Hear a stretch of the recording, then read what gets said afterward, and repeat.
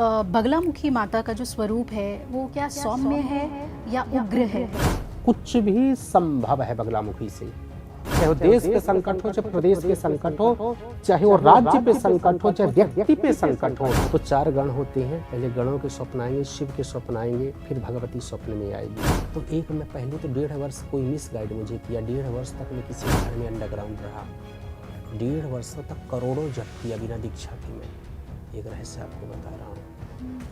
Growth को रोक देते हैं, पागल बना देते हैं, रोग उत्पन्न कर देते हैं। इस कलयुग में सबसे ज्यादा चल रहा है 90%। शत्रु हो ही नहीं सकता।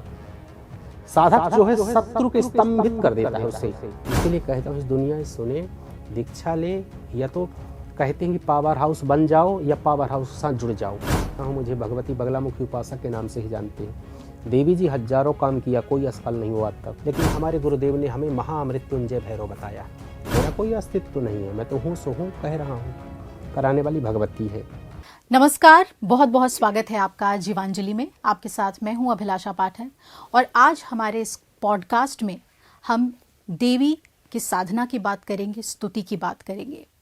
आजकल हमारे तक भी कई सवाल पहुँचते हैं माँ बगलामुखी की साधना को लेकर। माँ बगलामुखी कौन है, उनकी साधना क्यों महत्वपूर्ण है और उसमें कई बातों का ख्याल भी रखना पड़ता है। ये आसान साधना नहीं है। बगलामुखी की पूजा आसान नहीं है।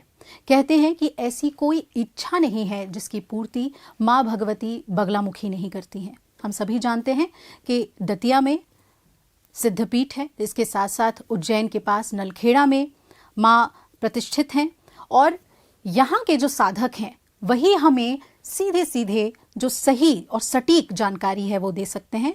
आज हमारा सौभाग्य है कि स्टूडियो में हमारे साथ पॉडकास्ट के लिए मौजूद हैं बगलामुखी माँ के साधक आचार्य भरत महाराज जी। बहुत बहुत स्वागत है आपका।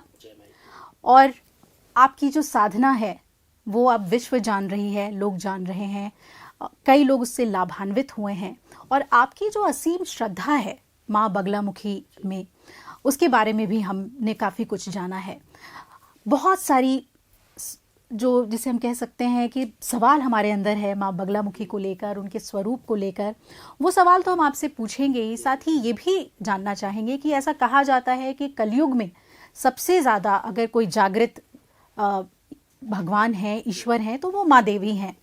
तो बगलामुखी का स्वरूप आज के समय में कितना महत्वपूर्ण है, इससे ही हम शुरुआत करें और हमें बताइए कि माँ की उत्पत्ति कैसे हुई है। जो हमारे आम दर्शक हैं वो अगर माँ बगलामुखी के स्वरूप को जानना चाहें तो वो क्या स्वरूप है?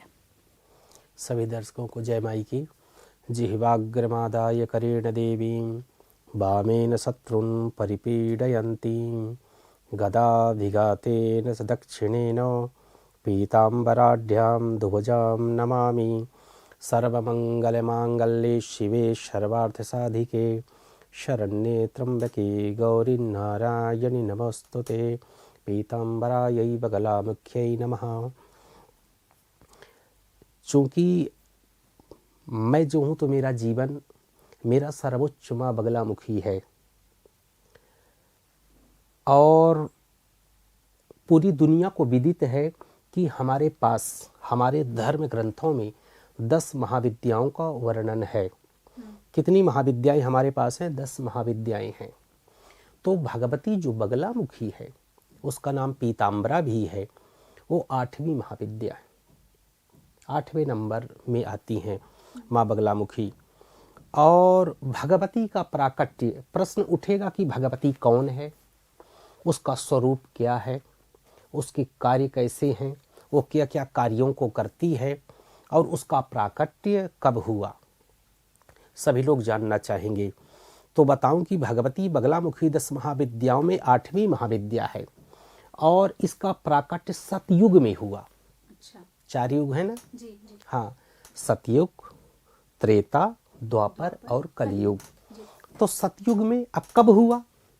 सतयुग में हुआ, लेकिन क्यों? वाय क्यों हुआ? तो एक विश्व में, ब्रह्मांड में भयंकर एक तूफान आया। तूफान को देख करके पूरा विश्व जो है अचंभित हो गया, डर गया, निराश हो गया, हतोत्साहित हो गया। तो भगवान विष्णु के पास गए सभी देवता कि इस भयंकर तूफान को रोकिए आप। कैसे रोकेगा? ये तो नहीं सब कुछ तहस नहस कर देगा पूरे ब्रह्मांड का।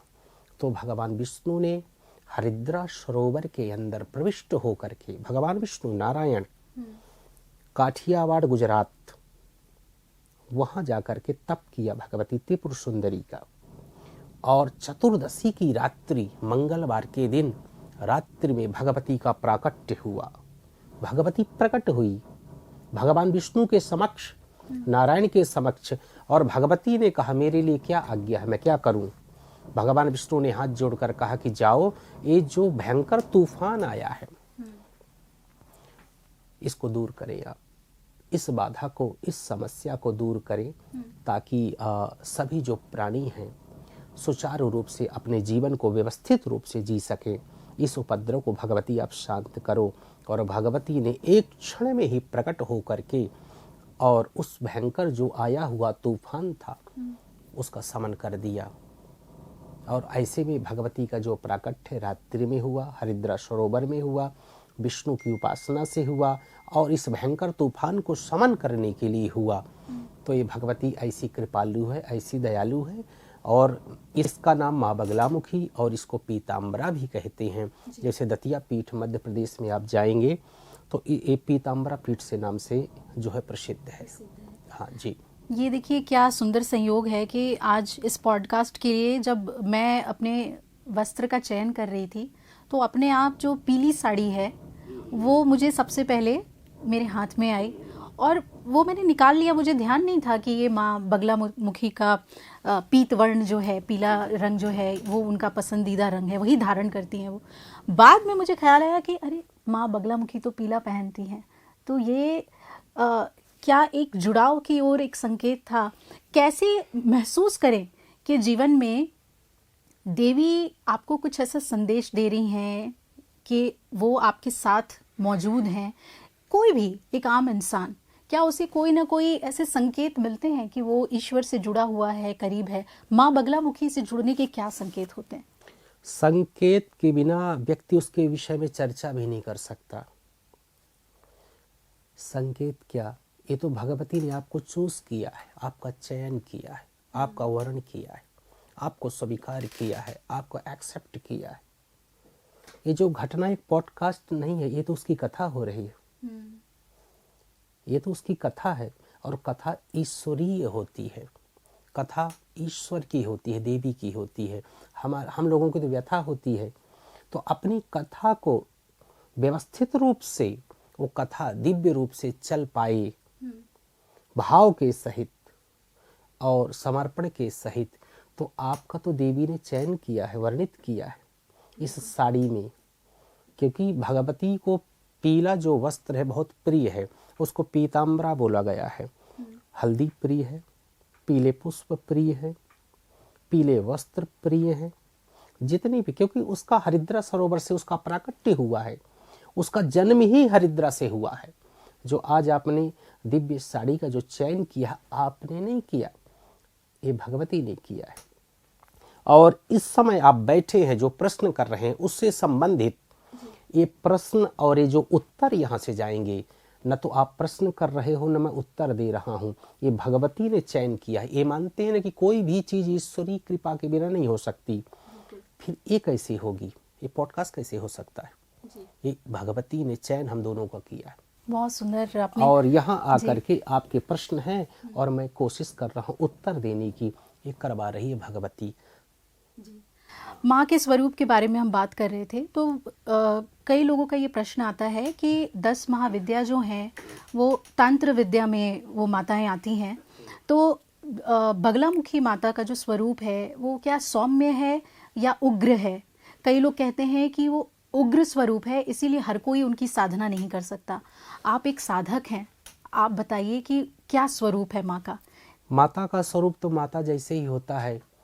भक्त की नज़र कैसी है? गलती क्या होती है कि चश्मे की होती है।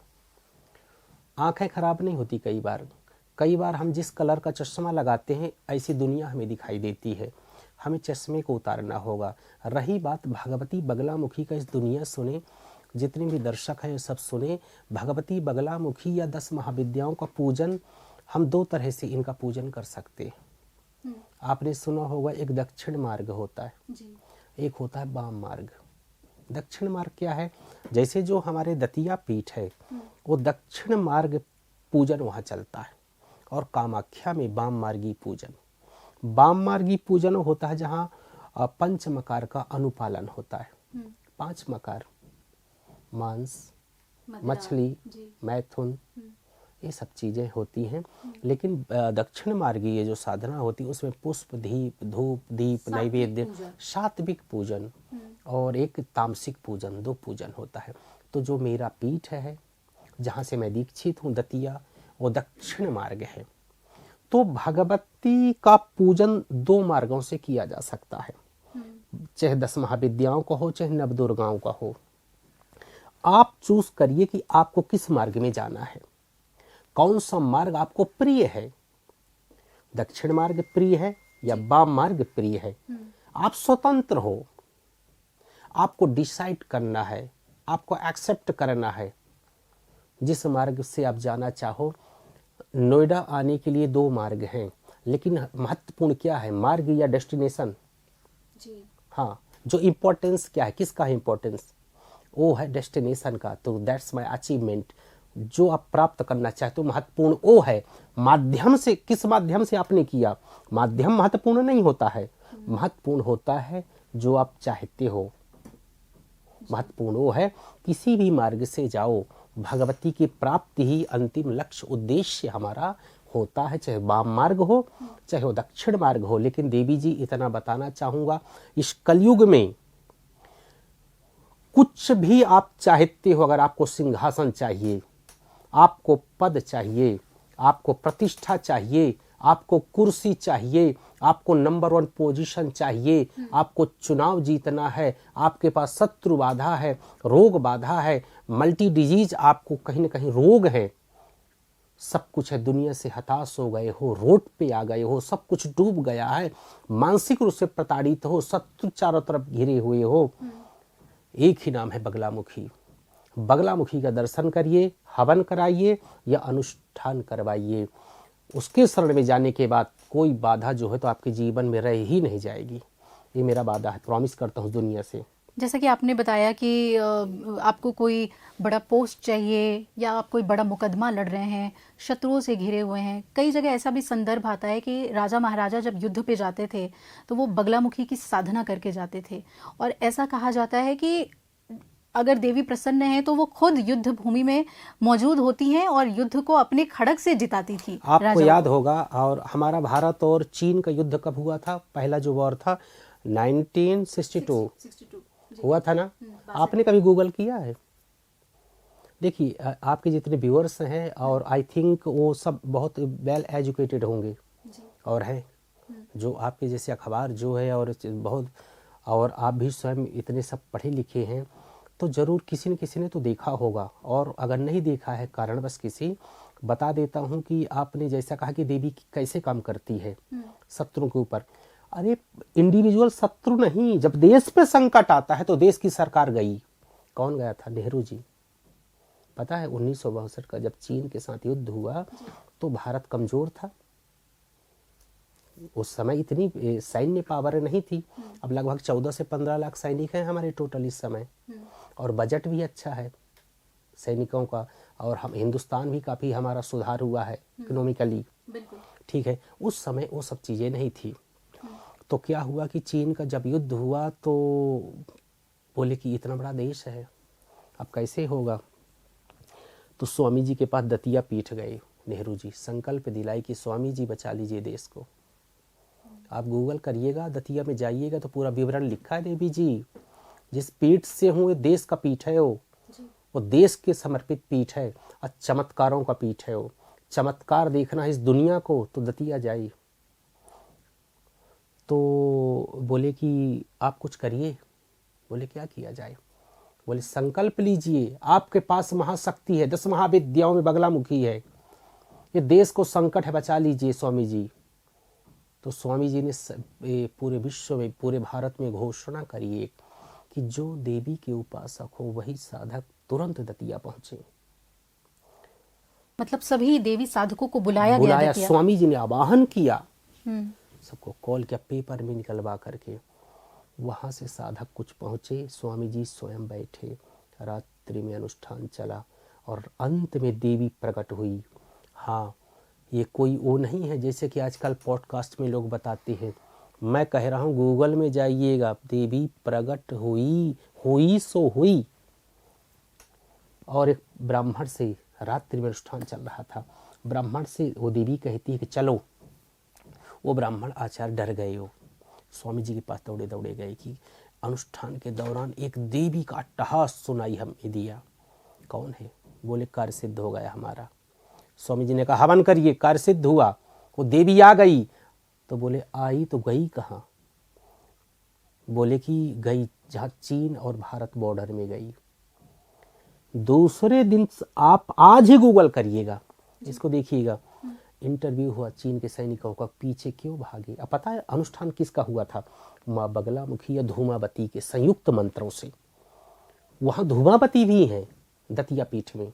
अच्छा। हाँ, धूमावती भी है, श्री विद्या भी है।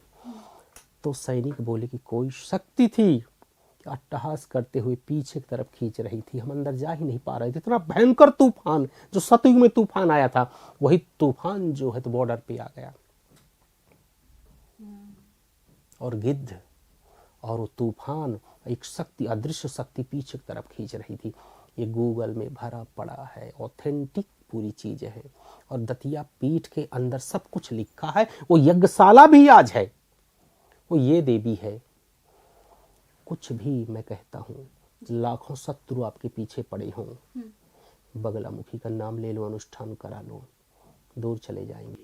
मुझे लगता है ये जो आपने हमें बहुत ही एक विलक्षण बात बताई है, ये उन लोगों को जवाब है जो कई बार कहते हैं कि इतनी अगर शक्ति है सनातन के ईश्वर में, देवी देवताओं में अगर इतनी शक्ति है तो क्यों नहीं बड़े बड़े युद्ध जीत लेते, क्यों नहीं देश की बड़ी बड़ी समस्याओं का हल कर लेते। तो ये तो आप एक डॉक्यूमेंटेड फैक्ट बता रहे हैं। डॉक्यूमेंटेड है, पूरा देख लें। जिसे यकीन नहीं है तो मैं गारंटी ताल ठोंक के बोलता हूँ, देख लें। और अगर किसी को वो चीज परीक्षण करना है तो मैं चैलेंज करता हूँ पूरी दुनिया को। ये आचार्य भरत, मैंने 2013 में IAS छोड़ करके, मैं भगवती कुछ होगी इसलिए मैं इस साधना लाइन में अंदर बा। 2013 में पत्नी, बच्चे, परिवार को सब कुछ छोड़कर 7 वर्ष भटका हूँ। मैंने विज्ञान को भी देखा है देवी जी, अध्यात्म को भी देखा है। मेरी भगवती क्या है आजमाना है। तो अगर शत्रु बाधा हो, मुकदमा चल रहा हो, कोई रोग बाधा साध्य रोग हो, आप एक बार भगवती को आजमा लेना, सब कुछ बाधाओं को दूर कर देगी। सरकारें क्यों नहीं जाती? उस समय नेहरू जी गए, आज की सरकारें जाएं। और सरकार पर्सनली कौन ऐसा नेता है जो बगलामुखी पीठ नहीं जाता? अच्छा, जरा इसके बारे में भी हमें बताइए। हमने सुना है, कई जगह पढ़ा भी है, कुछ लोग तो बता देते हैं कि हाँ वो उस पीठ में गए हैं दर्शन करने के लिए। कुछ सेलिब्रिटीज जो जाते हैं वो उसका जिक्र कर लेते हैं, मीडिया में भी वो चीज़ें आ जाती हैं। लेकिन कई लोग ऐसे हैं जो दतिया जाते हैं या नलखेड़ा जाते हैं तो वो पता नहीं चलता और वो वहाँ पे अनुष्ठान भी करते हैं। ये गुप्त होती है विद्या, यही वजह है।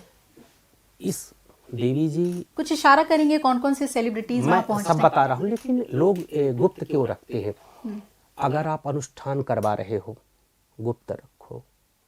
दर्शन करने आप जा रहे हो, बगलामुखी का गुप्त रखो। बगलामुखी अगर स्वप्न में आ रही है, गुप्त रखो। कुछ भी प्रक्रिया बगलामुखी से संबंधित अगर घर पे आप करा रहे हो, उसे गुप्त रखो, निर्विघ्न आ जाएगा। अब रही बात कौन सा नेता, कौन सा ऐसा नेता है, कौन सा कामाख्या में रहा, दतिया में रहा, अन्य पीठों में रहा, गुप्त पीठों में, कौन सा ऐसा बॉलीवुड का दिग्गज है वो नहीं जाता, कौन सा ऐसा नेता है नहीं जाता? सब जाते। बीजेपी हेडक्वार्टर से अमित शाह जी हों, सुधांशु त्रिवेदी जी हों, सम्बित पात्रा जी हों, राजनाथ सिंह जी हों, योगी जी हों, अखिलेश यादव हों, जाकर के TMC के हों, जाकर JDU को जनता दल यूनाइटेड के हों, कौन ऐसा है विधायक, सरपंच से लेकर के और प्रधानमंत्री के प्रति, राष्ट्रपति जब प्रणब मुखर्जी गए थे दतिया पीठ, अंबानी गया, अडानी, कौन ऐसा है देवी जी? और आपके जो हैं तो शिल्पा शेट्टी, उनके राज कुंद्रा, संजय दत्त, बॉलीवुड, हॉलीवुड, टॉलीवुड, मैं आंखों से देखा हूँ, मेरे सामने सब गए, रोते हैं वहाँ बैठ करके। सिंधिया परिवार, बैद्यनाथ, जितने भी ब्रांड हैं, कौन ऐसा है? दुनिया कहती है ना, सब ये जो मिडिल क्लास लोग या जो गरीब तबके के लोग हैं कहते हैं कि धर्म कर्म हम करते हैं, और बड़े लोग तो सिर्फ मज़े करते हैं, आनंद लेते हैं। जितने धार्मिक बड़े लोग होते हैं सबसे ज़्यादा इनसिक्योरिटी इनको होती है, सबसे ज़्यादा पद इनको चाहिए, कुर्सी इनको चाहिए, नंबर 1 पोजीशन इनको चाहिए। तो अपनी कुर्सी पर ये बने रहें, अपने स्थान पे बने रहें, इसके लिए आते हैं, या वाकई में कोई ऐसे कष्ट को लेकर आते हैं जिसका निवारण इनको कहीं नहीं मिला और थक कर पहुंचते हैं वहां पे? जब थक जाते हैं, हार जाते हैं, नेताओं को पता है जो टॉप लेवल के जितने भी हैं उनके हाथ में बगलामुखी का धागा होगा, याद रखिए आप। जो जिसका टॉप पे जाना हो बगलामुखी को पकड़ के रखेगा। जो टॉप पे दिख रहे होंगे, यहां तक कपिल शर्मा के हाथ पे पीला धागा है। जब आचार्य धीरेन्द्र शास्त्री को जब दिक्कत होती है तो बगलामुखी पीट जाती है। समाधान बगलामुखी के पास है। दुनिया कोई मुंह बचाती रहे, करती रहे, वो मेरे माई के पास है। कौन है जो सामने आकर के बोल दे इस बालक के सामने, इस साधक के सामने कि बगलामुखी पीट नहीं जाता? कौन ऐसा नेता है? सब जाते हैं। जरा आप अनुष्ठान के बारे में बताइएगा। अभी सोशल मीडिया पे लोगों को पहले मालूम था कि पीले सरसों से जो वहाँ पर अनुष्ठान किया जाता है।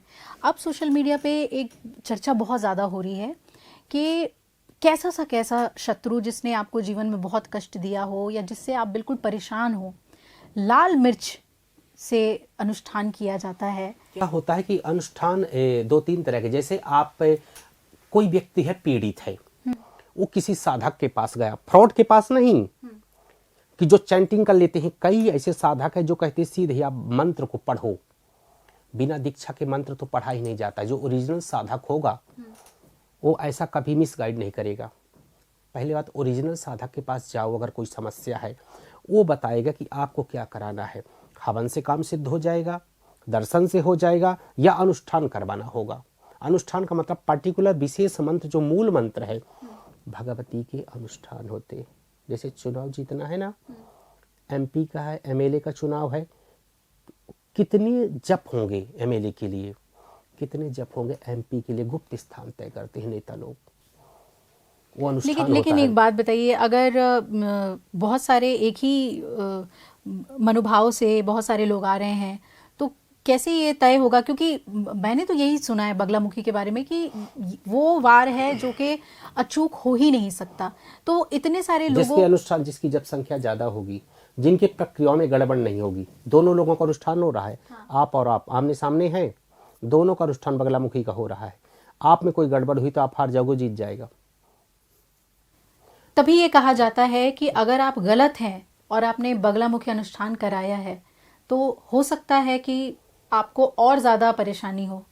क्या ऐसा होता है कि देवी ये देखती हैं कि कौन गलत है और उसी पे वार करती हैं? क्या होता है कि कई बार जो गलत व्यक्ति होता है तो उसका कार्य थोड़ा मुश्किल हो जाता है, और सही व्यक्ति का जो सही है उसका कार्य तुरंत होता है संकल्प लेते ही। लेकिन ये आर पार है, इसमें ई फॉरवर्ड नहीं होता है।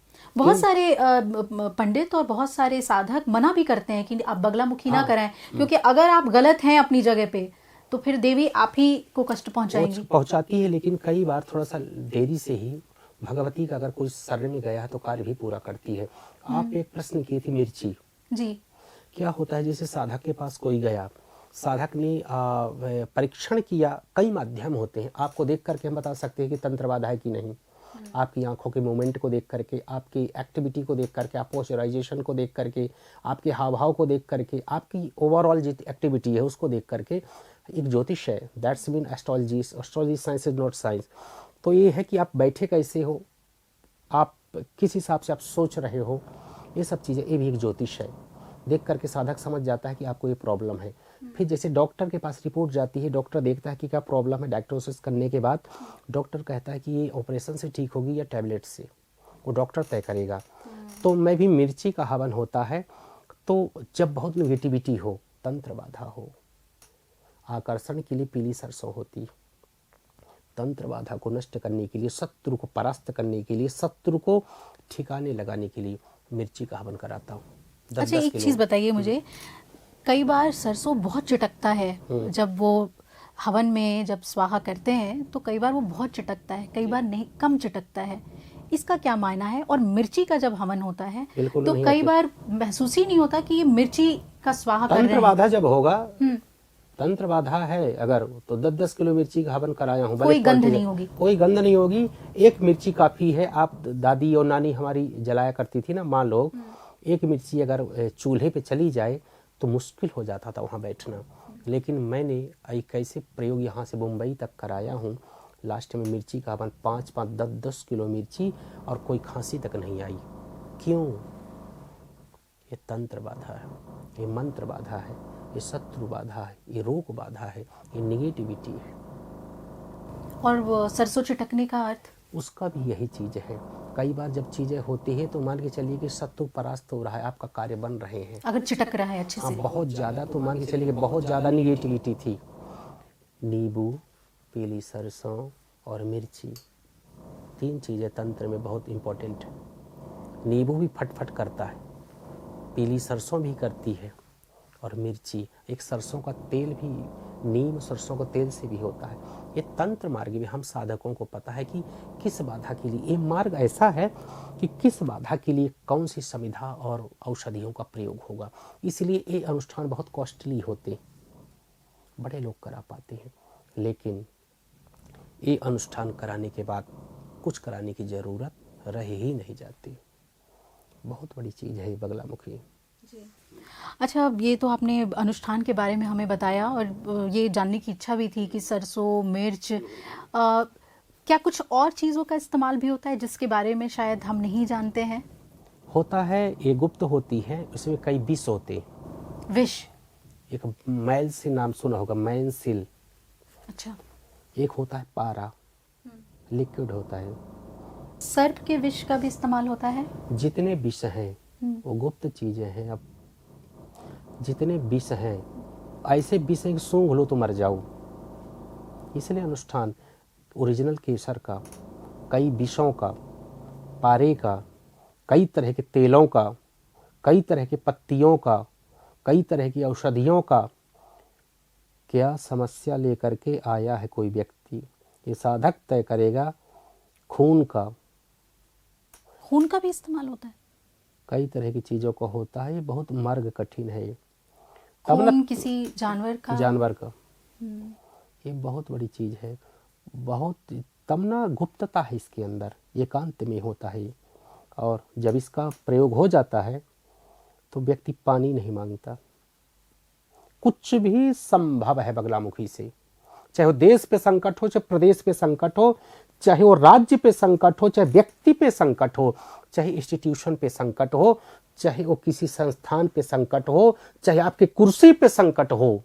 जिसको नेता बनना है तो भगवती की शरण में आओ, जिसको अच्छा पॉलिटिशियन बनना है भगवती की शरण में आओ, जिसको पद प्रतिष्ठा चाहिए, नंबर 1 पोजीशन पे आना है, भगवती की शरण में जाओ। जो डूब चुका है, कोई संस्थान है, चाहे कोई इंस्टीट्यूशन है, भगवती की शरण में जाओ।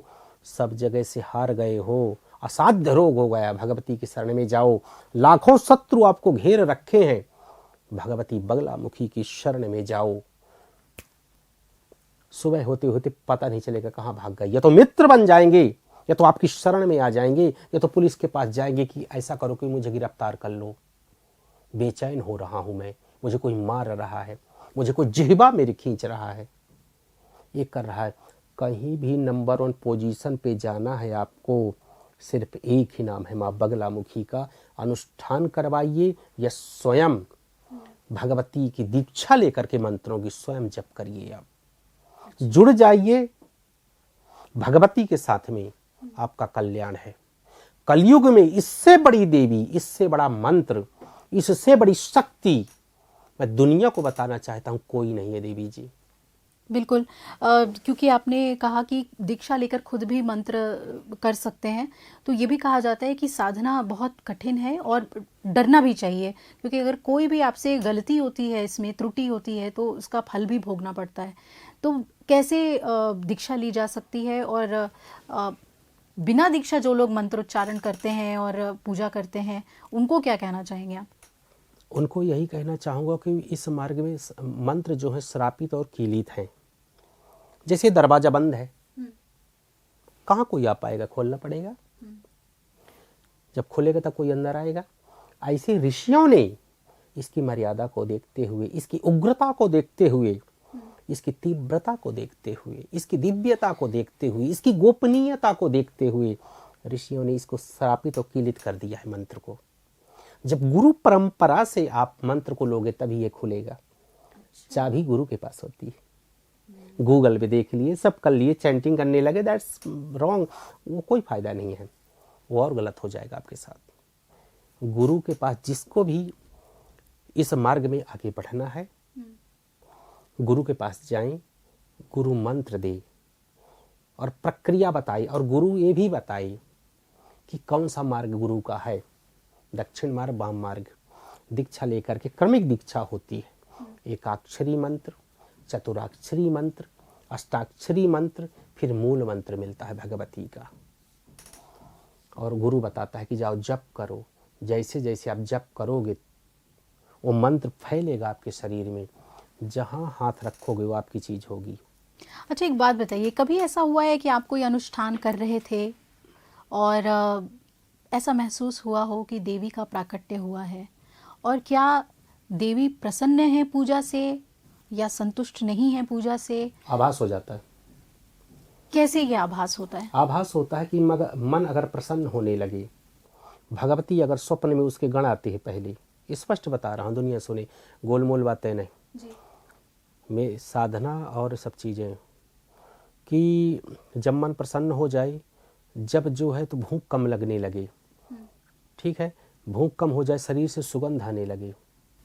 ये साधक के साथ होगा या जिसके लिए पूजा हो रही है उसके साथ? साधक के साथ। साधक जो पूजा को करेगा उसे ही ये महसूस होगा। मैं वो जब यजमान के साथ क्या होगा उसको भी बता रहा हूँ, साधना के दौरान बता रहा हूँ क्या अनुभव होते हैं। पहले गण आएंगे, फिर भगवती के दर्शन होंगे।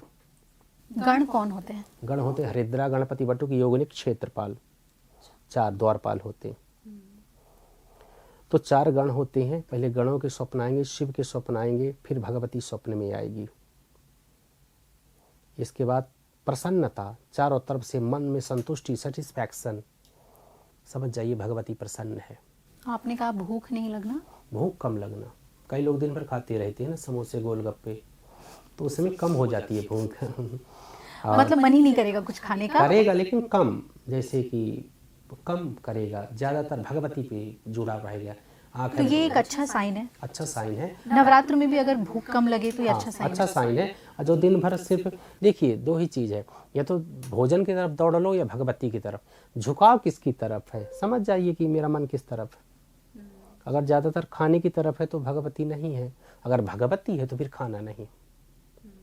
हाँ, ये साइकोलॉजी है। और अगर अनुष्ठान में देवी नहीं प्रसन्न है तो उसका भी आभास हो जाता है? तुरंत लड़ाई झगड़ा हो जाएगा, घर में मारपीट हो जाएगी, बत्तियां बार बार जलाओगे बुझेंगी, प्रज्वलित करोगे बुझ जाएंगी, दुर्गंध आनी शुरू हो जाएगी, कोई न कोई चोट लग जाएगी, कोई हॉस्पिटल में चला जाएगा, कोई न कोई ऐसा विघ्न आएगा कि कर ही नहीं पाओगे।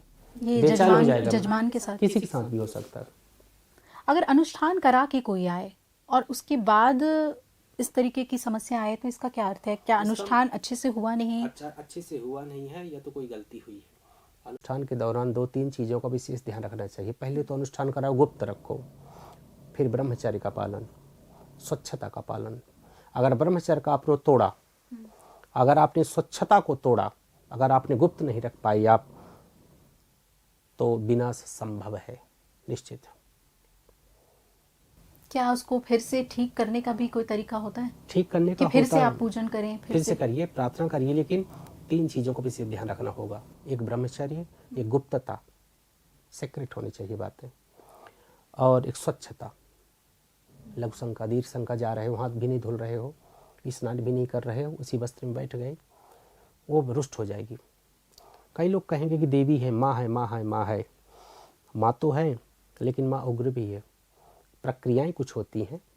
प्रधानमंत्री जी इंसान है, लेकिन प्रोटोकॉल होता है कि ऐसे चले जाओगे मिलने। हर चीज़ का एक सिस्टमेटिकली एक प्रोटोकॉल है, हर चीज़ है, उसको आप समझिए। अब आचार्य जी अब अपने बारे में बताइए कि कैसे आपका जो झुकाव है या आकर्षण है वो माँ बगलामुखी की तरफ हुआ, कब से आप आध्यात्म की तरफ आए और कैसे गुरु के सानिध्य में आए, कैसे दीक्षा ली, एक पूरी जो आपकी जर्नी है वो हम जानना चाहते हैं। क्या हुआ कि मेरा छोटे से ही मैं गुरुकुल परंपरा से पढ़ा हूँ। मध्य प्रदेश मेरा उमरिया ज़िला है, एक देवगमा गांव है मेरा, छोटा सा गांव। और मेरे ज़िले में आप देखें कि बांधवगढ़ राष्ट्रीय उद्यान है, नेशनल पार्क है उमरिया में, वहाँ से मैं हूँ, मध्य प्रदेश से। और मध्य प्रदेश की ज़मीन ऐसी है कि बड़ी वंदनीय पूजनीय वो जन्मभूमि है मेरी, मध्य प्रदेश। प्रारंभिक शिक्षा गांव में मेरी हुई, इसके बाद मैं उड़ीसा गया। बीजाराघवगढ़ में मेरा एडमिशन हुआ संस्कृत गुरुकुल में, और उड़ीसा में भी अध्ययन मेरा हुआ। हाँ, उड़ीसा जिसे हम पूर्व मध्यमा उत्तर मध्यमा बोलते हैं, 12वीं। हाँ, शास्त्री राष्ट्रीय संस्कृत संस्थान से मेरी हुई, जो केंद्रीय विश्वविद्यालय से। और आचार्य वाराणसी से मेरा हुआ, लाल बहादुर शास्त्री विद्यापीठ से पीएचडी हुई। और इसके बाद 2013 बैच से मैंने यूपीएससी किया। अच्छा। हाँ, किया। इसके बाद 13 के बाद जब रिजल्ट आने वाला था, मैं रिजल्ट नहीं देखा था। जब इसके बाद फिर क्या हुआ कि जो मेरी साधना छोटी थी, अभी तक मैंने नहीं समझ पाया, लेकिन मेरे गुरुदेव कहते थे कि तुम भागे क्यों। मैं सब छोड़ छाड़ के भाग गया था। मेरी साधना वहीं से छोटी थी, जहाँ से पूर्व जन्म में, वहाँ से जुड़ गई। मैं तो बगलामुखी के विषय में जानता भी नहीं था। मैं तो रामानुज संप्रदाय, तोता दीमठ और जगन्नाथपुरी उड़ीसा में मेरा प्रारंभिक शिक्षा हुई, तो संघ चक्र मुझे मिला था। बिल्कुल, मैं ये भी पूछने ही वाली थी कि जब आप पुरी में थे तो वो एक वैष्णव संघ, ये चिन्ह बने हैं मेरे दोनों, संघ चक्र। वैष्णव से आप शाक्य में, शक्ति में। वैष्णव मैं दीक्षित हूँ, वैष्णव। पहले गायत्री मिली, जो मुझे ज्योतिष पढ़ाई, वाराणसी के बहुत बड़े वो रहते थे वहाँ, 107 वर्ष के थे, उन्होंने ज्योतिष को पढ़ाया, अन्य विषयों को पढ़ा, तो रुचि थी। और भगवती गुरु की खूब कृपा थी, गुरुदेव भगवान की, और माँ सरस्वती की कृपा थी कि पढ़ाई में ठीक था। हाँ, तो वैष्णवी दीक्षा मुझे मिली थी। इसके बाद 2013 से अचानक क्या जुड़ा हुआ, मैं गुरुदेव से पूछा, सब बताए, और गुरुदेव ने कहा, मतलब गुरुदेव ने आपको आपके पूर्व जन्म के बारे में बताया? मेरे गुरुदेव बहुत ही कई करोड़ जप किए, दतिया में रहते, बहुत सिद्ध पुरुष हैं वो। मेरा परीक्षण किए, बोले बेटा मैं दीक्षा तुम्हें दूंगा। तो मैं बता रहा हूँ आपको कि इसके बाद लगाव भगवती की तरफ खिंचा हुआ। तो एक मैं पहले तो 1.5 वर्ष कोई मिस गाइड मुझे किया, 1.5 वर्ष तक मैं किसी घर में अंडरग्राउंड रहा, 1.5 वर्षों तक करोड़ों जप किया बिना दीक्षा के। मैं एक रहस्य आपको बता रहा हूँ। बहुत घर में बहुत विघ्न बाधा उपस्थित मेरे जीवन में हो गई। मतलब सही गुरु तक पहुंचने से पहले भी एक संघर्ष होता है। गुरु मिले ही नहीं, किसी ने मिस गाइड मुझे किया। माई तो बुलाना चाहती थी, साधना तो शुरू हो गई, लेकिन किसी ने मुझे कहा कि बिना गुरु दीक्षा के आप जप करो, और इतने जप करो कि उनकी संख्या 50 लाख के ऊपर हो। और मैंने 1.5 वर्ष लगा दिया और किया अंडरग्राउंड होकर के ही दिल्ली में। और उस दौरान बहुत बुरी बुरी घटना मेरे साथ हुई, मेरे परिवार के साथ हुई। मुझे लगा कि मैं गलत मार्ग में हूँ। तो इसके बाद मैंने किसी को भेजा कि दतिया पीठ जाओ आप। वो दतिया पीठ गए, दीक्षा का कार्यक्रम तो वहीं से होता नहीं, लौटा दिए उन्हें। फिर मैं स्वयं गया हवन करने के बाद, जब यहाँ पूरा 1.5 वर्ष के बाद प्रार्थना करी गुरुदेव से, मिले गुरुदेव, बोले कि अभी तुम जाओ, देखेंगे हम तुम्हें। लौट आया। इसके बाद फिर उनका फ़ोन आया, बेटा तुम आ जाओ। जा कर के मेरी दीक्षा हुई, और जा कर के मैंने गुरुदेव ने जैसे कहा था 6 से 7 वर्ष वहाँ पीठ में पहाड़ी में, वही पंचकप की टोरिया है वहाँ। इसके बाद और राजस्थान की कुछ और कामाख्या की तरफ जा कर के मैंने साधना करी। इसके बाद दिल्ली लौट कर के मैं आया और मैंने पहला जो यज्ञ है माँ बगलामुखी का यज्ञ और श्रीमद् भागवत का गायन किया। कात्यायनी टीवी पे पहला कार्यक्रम।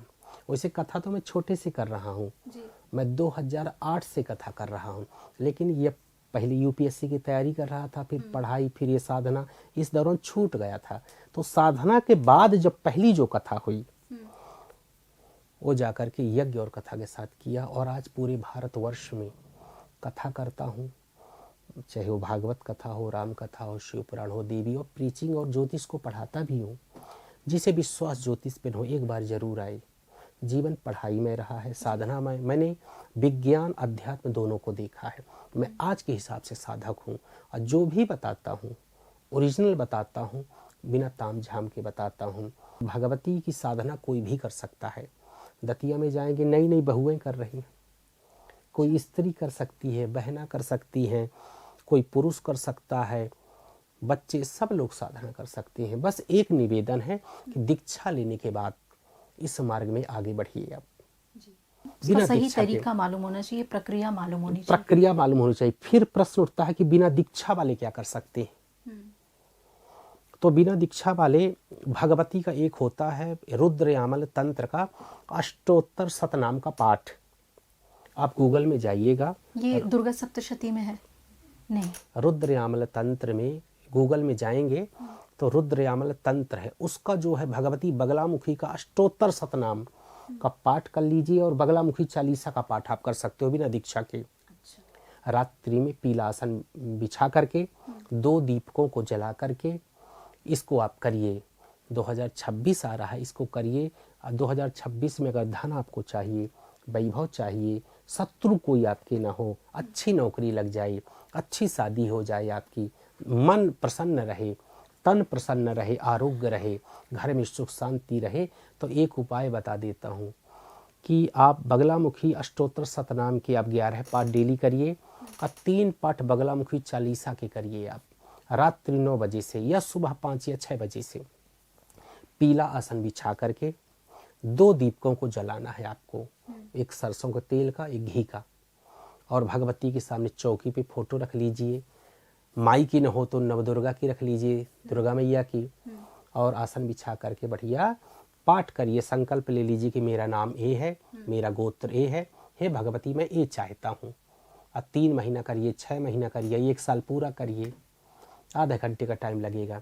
इसको करिए, आपके जीवन में न तो कोई समस्या आएगी, अगर आने वाली भी है तो चली जाएगी, शादी जल्दी होगी, ब्याह जल्दी होगा, पद प्रतिष्ठा मिलेगा, जो आप चाहते हो सब कुछ आपको मिल जाएगा। लेकिन जब मंत्र का अगर जप आपको करना है तो दीक्षा लेकर के ही आप करिए। जी बिल्कुल बिल्कुल। एक सवाल था कि जब हम तंत्र विद्या की बात करते हैं, पढ़ते हैं उसके बारे में, तो मारण, चाटन, इन चीज़ों का नाम आता है। बगलामुखी साधना और बगलामुखी माँ के चमत्कार की जब बात आती है तो एक स्तंभन क्रिया की भी बात सामने आती है। स्तंभन का पता क्या है? स्तंभन, अगर पर्टिकुलर स्तंभन का मतलब आप ये दुनिया क्या समझती है? स्तंभन का मतलब होता है कि कोई चीज चलायमान है। आपने महाभारत को पढ़ा होगा, आपने देखा भी होगा। तो एक जब आपका दुर्योधन जब कहाँ छुपता है जाकर के, वो जल समाधि जल में, तो जल चल रहा होता है, लेकिन फिर क्या कर देता है उसे? बिल्कुल, हाँ, पता ही नहीं चलता। उसी का नाम स्तंभन है। अच्छा, मतलब आपके गति को, आपकी चाल को, आपकी एक्टिविटी को रोक देना ही स्तंभन है। ये भगवती सट कर्म करती है। जब इसलिए तो भगवती के साधक का कोई शत्रु नहीं है, शत्रु हो ही नहीं सकता। साधक जो है शत्रु के स्तंभित कर देता है, उसे कहता है कि जहां तू है, तेरा ग्रोथ को, विकास को, तेरी एक्टिविटी को वही रोक दूंगा, तो विक्षिप्त हो जाएगा, पागल। ये होता, दैट्स मीन स्तंभन। क्या कोई किसी के ऊपर ये क्रिया भी करा सकता है कि 100% दिल्ली में, अब पूरे भारतवर्ष में ये चल रहा है। पॉजिटिव, मेरे गुरु ने कहा पॉजिटिव करो। पॉजिटिव का मतलब होता है कि कोई दुखी है, परेशान है, उसके लिए अनुष्ठान करो। लेकिन कुछ लोग मिसयूज करते हैं, कुछ लोग क्या करते हैं कि जो सुखी है उसको परेशान कर देते हैं। और ये बहुत लोग कहते हैं कि मेरी लाइफ में ग्रोथ नहीं हो रहा, देवी जी, जहां था वहीं पर हूँ। देवी जी, आप अगर यहाँ इस संस्थान में, आप नहीं, एक एग्जाम्पल दे रहा हूँ, कोई भी किसी के ग्रोथ को, पावर को स्वीकार नहीं करना चाहता। हर व्यक्ति टांग खिंचाई में लगा है, हर क्षेत्र में, चाहे मीडिया हो, चाहे हमारा क्षेत्र हो, चाहे पॉलिटिशियन वाला हो, चाहे बिजनेसमैन वाला हो। वो चाहते कि मैं नंबर 1 पे रहूं, दूसरा व्यक्ति मेरा दास नौकर बन के रहे।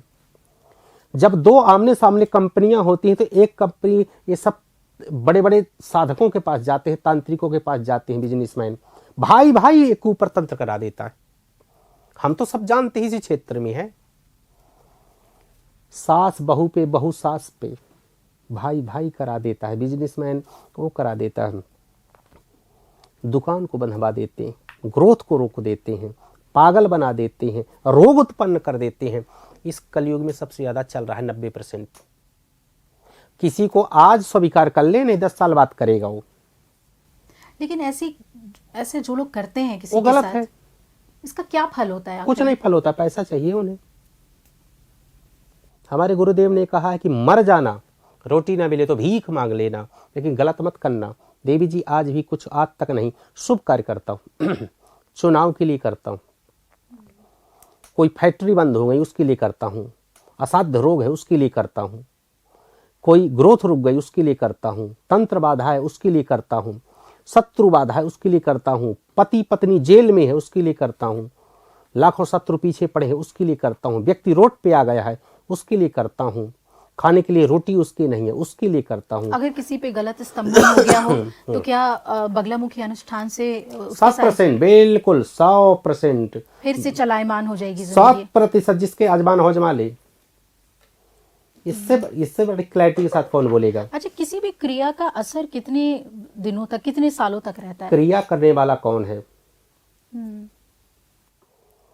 मतलब सजा देने वाला कौन है? सुप्रीम कोर्ट है कि हाई कोर्ट है? अगर आप अपील कर सकते हो, अगर आप जिला अदालत ने किया तो आप कहाँ जा सकते हो? उसके ऊपर जा सकते हो आप, हाई कोर्ट। हाई कोर्ट ने थोड़ा सा कर दिया, आपको जजमेंट गलत अगर है तो कहाँ आप जा सकते हो? सुप्रीम कोर्ट जा सकते हो। अब उससे बड़ा तो राष्ट्रपति जी होते हैं, करे चाहे न करे। अब उसके बाद क्या है फिर? उसके बाद कुछ नहीं है। बस इसका उत्तर यही है। ये भगवती ऐसी है, जो भी आप चाहते हो। कलयुग में प्रत्यक्ष देवी कहती है कि मैं हूं ना, आज भी प्रकट होती, आज भी। इसीलिए कहता हूँ इस दुनिया में सुने, दीक्षा ले, या तो कहते हैं कि पावर हाउस बन जाओ या पावर हाउस के साथ जुड़ जाओ। दोनों स्थितियों में आप पावर हाउस बन जाओगे, प्रकाशित कर दोगे दुनिया को। अच्छा, बगलामुखी माता के साथ भैरव का कौन सा रूप है? हाँ, भैरव जो है तो इसको कई लोग आनंद भैरव कहते हैं, लेकिन हमारे गुरुदेव ने हमें महामृत्युंजय भैरव बताया। मृत्युंजय भैरव। क्या शक्ति है शक्ति? भैरव शिव है। भैरव के बिना तो कल्पना करना देवी का ऐसे ही है। वो भैरव के पहले मंत्र भैरव का ही मिलता है। ये शक्ति है।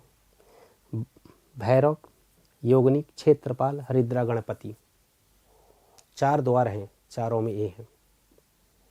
पहले इनको पार करना होगा आपको, इनको प्रसन्न करना होगा, इन द्वारों को आगे बढ़ना होगा, इन द्वारों से प्रसन्न करके फिर भगवती तक पहुंच पाओगे। इतना बड़ा रोल है। और जो पीताम्बरा माता के साथ जो भैरव हैं, वो किस तरीके के कष्ट से वो निवारण दिलाते हैं? भैरव जो है तो देवी, 3 कलयुग में 3 देवताओं का पूजन अमृत है। नंबर 1 तो भगवती हमारी है ही है, दूसरा नंबर भैरव का है, और तीसरा है हनुमान जी का। 3 ही बिल्कुल प्रकट होते हैं, आज भी प्रकट होते हैं, आज भी प्रकट। तीनों। जिसको जुड़ना है पूरे गौर से सुने, ध्यान से, जिसको जीवन में करना है कि कलयुग में मैं राजा की तरह रहूं, न धन की कमी हो, न पद की, न प्रतिष्ठा की, और सब मेरे से थोड़ा सा नीचे रहें, पद प्रतिष्ठा बनी रहे मेरी, शत्रु बाधा से दूर रहूं, रोग बाधा से दूर रहूं, कभी परास्त न मैं हूं, अजेय बन जाऊं। बगलामुखी इससे बड़ी शक्ति ब्रह्मांड में कुछ नहीं हो सकती है। मैं यकीन के साथ कहता हूँ, एक साधक के तौर पे कहता हूँ, और गुरुदेव की आज्ञा लेकर के बोलता हूँ, और भगवती को साक्षी मान करके बोलता हूँ। इससे बड़ी न मंत्र है, न तंत्र है, न इससे बड़ी कोई शक्ति है। इससे अगर कोई काम नहीं हुआ तो ब्रह्मांड में कहीं नहीं होगा। कभी ऐसा हुआ है कि आपको लगा हो कि देवी ने आपको कोई आदेश दिया है, जीवन में कुछ भी? बिल्कुल। जो मैं आया हूँ दतिया, यहाँ दिल्ली, मैं पीठ बनाने आया हूँ, दिल्ली और हरियाणा के बीच में। भगवती, तो ये सोच आपको लगता है कि आपको देवी ने दी? हाँ, 14 के बाद ही उत्पन्न हुई, बल्कि जब वहाँ से मेरी साधना समाप्त हुई तब जो लगा मुझे, जो मुझे आभास हुआ, मैं वही कर रहा हूँ दिल्ली में। मैं यहाँ से मुंबई जाता हूँ, मैं गुप्त जाता हूँ सबसे ज़्यादा, और दिल्ली रोहिणी में रहता हूँ। मुझे भगवती बगलामुखी उपासक के नाम से ही जानते हैं। देवी जी हजारों काम किया, कोई असफल नहीं हुआ आज तक। और किसने किया? ये माई ने किया। कोई साधक अगर मैं कहूँ कि मैंने किया तो मैं मूर्ख हूँ। तो क्यों आप चाहते हैं कि दिल्ली में एक इसलिए दिल्ली पीठ हो? इसलिए मेरी भगवती चाहती है कि तुम मेरे लिए बने हो, तुम मेरे पुत्र हो, और मैं तुम्हें आदेश देती हूँ कि ये चीज़ें करवाओ, और ये चीज़ ऐसा पीठ बने, निस्वार्थ भाव से पीठ हो, और पूरी दुनिया में आए सिर्फ दर्शन करके नियुक्त करती है ना देवी। जैसे भगवान कृष्ण ने अर्जुन को नियुक्त किया कि तुम लड़ो, किसी और पांडव को क्यों नहीं किया? ये भगवती तय करती है कि आपसे क्या कराना चाहती हो। निमित्त मात्रे भव सव्यसाचिन, मैं निमित्त हूँ, मेरा कोई अस्तित्व नहीं है, मैं तो हूँ सो हूँ कह रहा हूँ। कराने वाली भगवती है। पीठ बने, मैं इसलिए दिल्ली में हूँ। मैं कथा भी भागवत की करने जाता हूँ सब जगह, तो कहता हूँ कि पीठम का मेरा उद्देश्य है, भगवती बगलामुखी का पीठ बनी। सब लोग जुड़िए आप। मैं मरने के पहले एक काम करके जाना चाहता हूँ। मैं आश्रम मुझे नहीं पसंद है, ये जो चलता है ना कॉन्सेप्ट आश्रम का, ये दुनियादारी, बिल्कुल नहीं। मैं पीठ साधना, जहाँ शरीर को तपाया जाए, ऐसी पीठ को चाहता हूँ। मैं रहूं न रहूं, मेरी पीठ रहे, भगवती का पीठ रहे। मैं ये चाहता हूँ। देवी जी आओ, आप हैं तो आपको प्रणाम करके, सब देवियां हैं, आप आपको जीवांजलि की तरफ से बहुत बहुत शुभकामनाएं। बहुत गूढ़ बातें आपने हमें बताई हैं, और बहुत सारी ऐसी बातें आपने बताई हैं जिसके बारे में लोग जानते भी नहीं हैं। जितनी भी इच्छा हुई, जितना भी मन में सवाल उठे, मैंने सब पूछा, और आपने भी बहुत सरल तरीके से उसको समझाया है, कुछ भी छुपाया नहीं है। बहुत सी गूढ़ बातें जो शायद मना किया जाता हो, क्योंकि आपने पहले ही बताया कि ये गुप्त साधना है, गुप्त विद्या है, लेकिन हमारी जो इच्छाएं हैं उसको आपने शांत किया। जो जानने की जो इच्छा होती है, तीव्र इच्छा होती है। बहुत सारी शुभकामनाएं आपको, और माँ बगलामुखी अपनी कृपा सभी पर बनाए रखें। और इस कलयुग में सबसे जागृत देवी वो मानी जाती हैं। लेकिन हमारी ओर से लोगों से यही अपील है कि पूजा आप करना चाहते हैं, सही विधि से कीजिए, सच्चे मन से कीजिए, और उद्देश्य जो है वो आपका पवित्र होना चाहिए। किसी को नुकसान पहुंचाने के लिए कोई भी इष्ट आराधना या साधना सफल नहीं हो सकती, वो आपको संतुष्टि नहीं दे सकती। ऐसे ही पॉडकास्ट हम आगे भी लेकर हाजिर होते रहेंगे, आपके सामने उपस्थित होंगे।